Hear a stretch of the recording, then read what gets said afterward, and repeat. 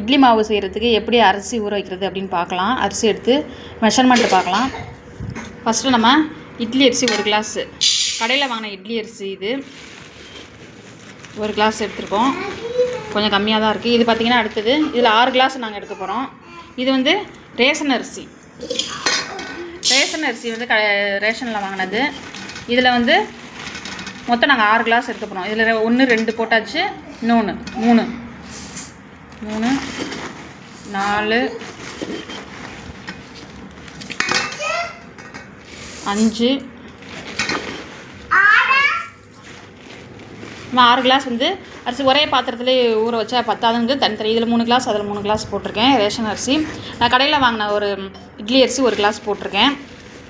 இது தண்ணி ஊற்றி நம்ம அலசி ஊற வச்சுக்கலாம். கடையில் வாங்கின உளுந்தம்பருப்பு தான் இருக்குது, முழு உளுந்தம்பருப்பு.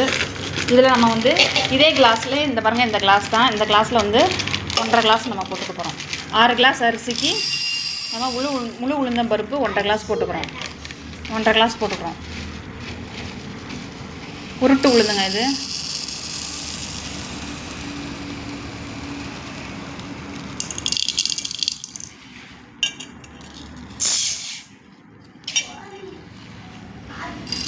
ஒரு கிளாஸ் போட்டோம். 1.5 கிளாஸ் பாருங்கள், 1.5 கிளாஸ் நம்ம போட்டிருக்கோம் உருட்டு உளுந்து.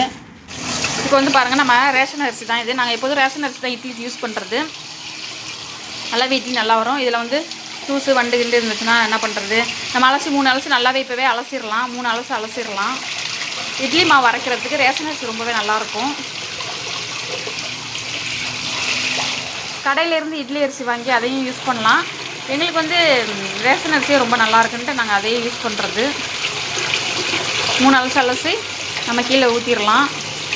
4வது இதில் நம்ம தண்ணி பிடிச்சி ஊற வச்சிடலாம்.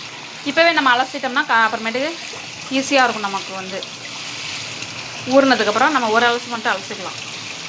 தண்ணி பிடிச்சி வச்சிடலாம் ஊறுறதுக்கு. அடுத்தது உளுந்து, உருட்டு உளுந்து. இதே வந்து ஒரு 3 அலசி வச்சிடலாம். ஏன்னா இதுலேயும் ஏதாவது தூசி துப்பு இருந்தால் போயிடும். நல்லா அலசிக்குவோம். 3 அலசினதுக்கப்புறம் உளுந்துலையும் தண்ணி பிடிச்சி வச்சிடலாம். நம்ம இப்போ இதில் தண்ணியை பிடிச்சிடலாம். உளுந்து 2 மணி நேரம் ஊறினா போதும். அரிசி வந்து 4 மணி நேரம் ஊறணும். நம்ம கீழே வச்சிடறோம் பாருங்கள். இப்படி நான் தட்டு போட்டு மூடி வச்சிடலாம்.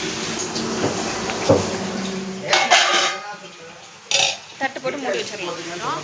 வெந்தயம் போட்டு நம்ம அரைச்சாதான் வந்து மாவு வந்து நல்லா வந்து பொசு பொசுன்னு வரும். உளுந்த மாவு வந்து பொசு பொசுன்னு வரும். இட்லி நல்லா உப்பி வரும். வெந்தயத்தை நம்ம ஊற வச்சுக்கலாம். இட்லிக்கு ஊற வச்சுருக்க அரிசி இந்த பெரிய டப்பாவில் 1 டப்பா வரும். மாவு ஆட்டி ஒழிச்சோம்னா நான் மாவு ஆட்டினதுக்கப்புறம் காட்டுறேன் பாருங்கள். நம்ம சேனலை சப்ஸ்கிரைப் பண்ணாதவங்க சப்ஸ்கிரைப் பண்ணுங்கள், லைக் பண்ணுங்கள். உளுந்து கிரைண்டரில் போட்டிருக்கேன் பாருங்கள். உளுந்தம்பருப்பு வெந்தயமும் சேர்த்து தான் போடணும் பாருங்கள். உளுந்து 2 உரல் ஆட்டணுங்க. அரிசி மாவு 2வது உரல் ஓடுதுங்க. மாவு ஓடிடுச்சு. இப்போ வலிக்க போகிறேன். நீங்களும் வந்து எப்படி மாவு அரிசி ஊற வச்சு இட்லிக்கு மாவு அரைப்பீங்க அப்படிங்கிறத கமெண்டில் சொல்லுங்கள். மாவு பாருங்கள், ஆட்டி முடிச்சாச்சு. 1 டப்பா வந்திருக்கு பாருங்கள். இது வந்து நம்ம அப்படியே ஃப்ரிட்ஜில் வந்து ஸ்டோர் பண்ணி வச்சுக்கலாம். நம்ம சேனலை வந்து சப்ஸ்கிரைப் பண்ணுங்கள், லைக் பண்ணுங்கள்.